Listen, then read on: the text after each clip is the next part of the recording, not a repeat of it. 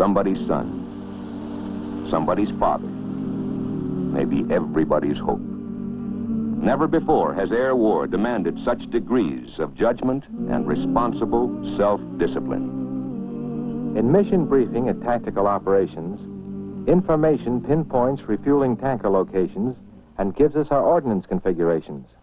We'll get call signs and radio frequencies to use for the F-4Cs, and our own F-105s will be flying cover against possible MiG attack.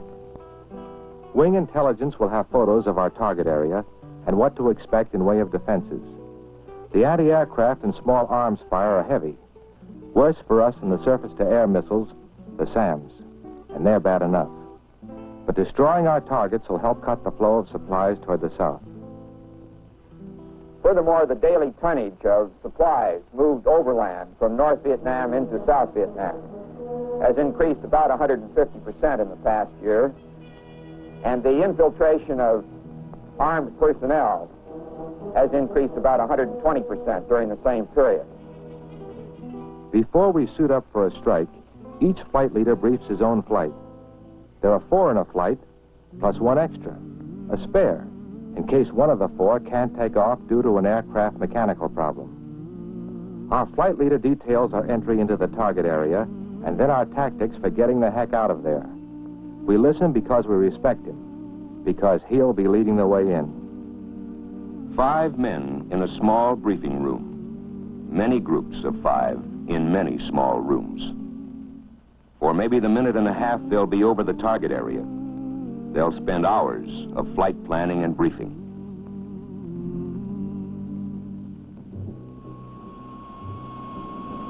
Pilots have always been fighting men.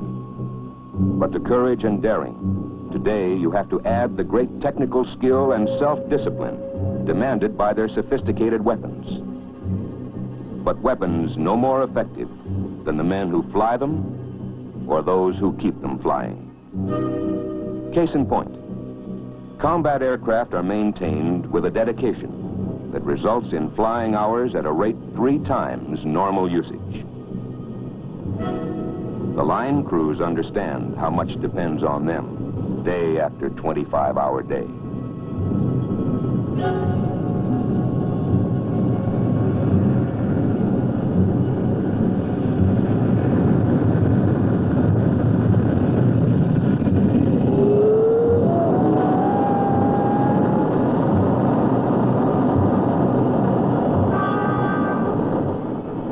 Normally, the spare is a very decent fellow. But now he's been through the hours of pre-flight details. He can't help but hope that one of the other aircraft will show up with a minor hydraulic leak or a cut tire. Sometimes that happens, but not today.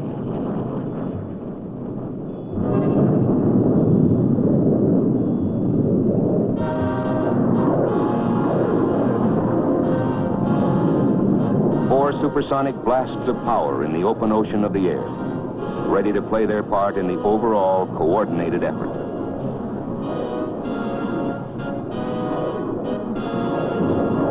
There are other flights in the sky. The F-4Cs are en route. At the same moment in time, the big choppers, affectionately known as the Jolly Greens, are on their way with A-1Es for their protective escort. Their object is to stay as close as possible to the target area, so that if a pilot in one of the attack planes has to hit the parachute, then they can move in to pick him up. If there's enemy ground fire, those A-1Es dive in to keep the enemy's heads down.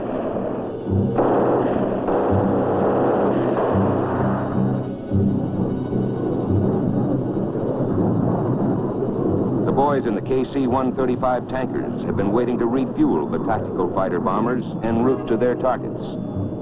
Those KC-135s will keep orbiting in case any of the boys run short of fuel on the way home.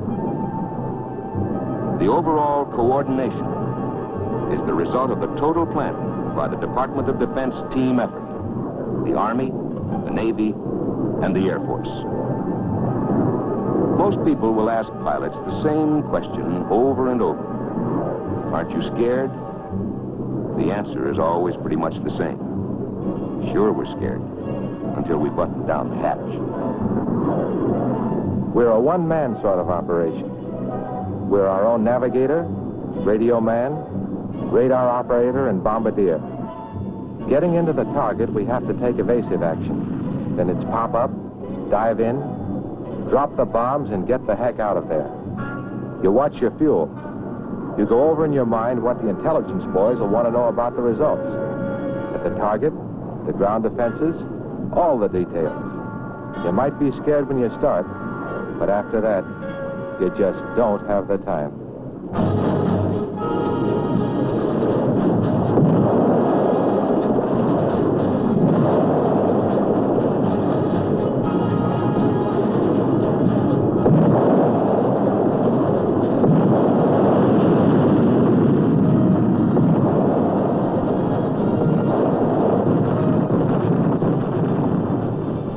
Results? Positive.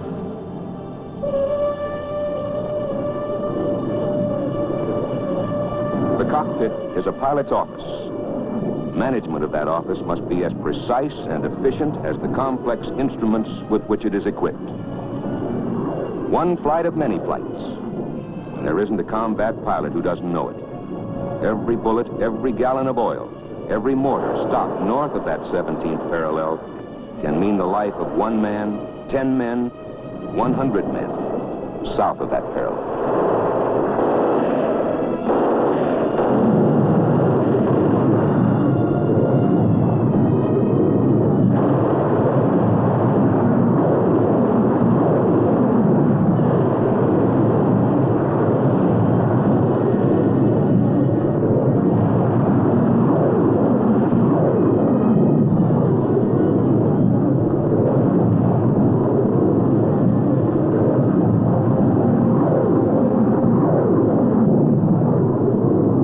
Rescue Control has picked up a radio call for help from a pilot whose aircraft was hit and who had to eject.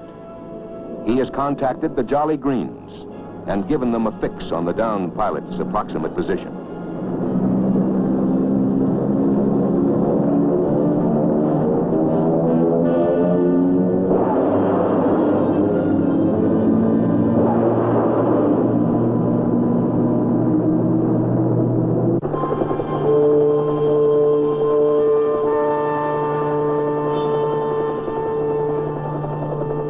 I didn't realize my plane had been hit until the cockpit started filling up with smoke.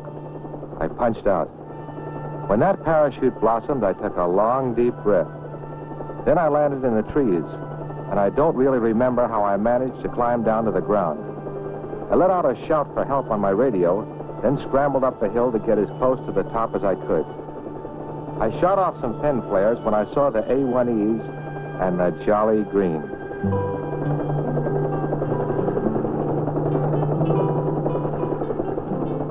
It's hard to put into words exactly how I felt when I knew the Jolly Green was going to get me out. Let's just say I prayed a little, on my own account, and for those guys of search and air rescue. 100 missions to be flown. It's good to know you're not alone.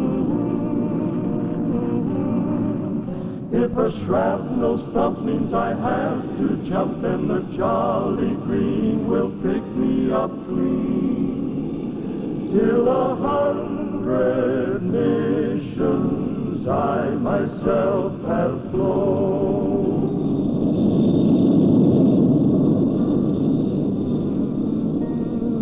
One flight's mission has been completed, but the long day's work is far from over. First will come the detailed intelligence debriefing at Tactical Operations Center. After the official debriefing, flight leaders hold a session for critiquing their flight's performance as a unit and as individuals. Was there a delay in acquiring the target? Did one of the men press too low? Did they regroup promptly after hitting the target? Was element integrity maintained? You can never stop learning. You might get away with an error in judgment one day. Tomorrow, you may not be as lucky. One flight, of many flights. But operations continue around the clock.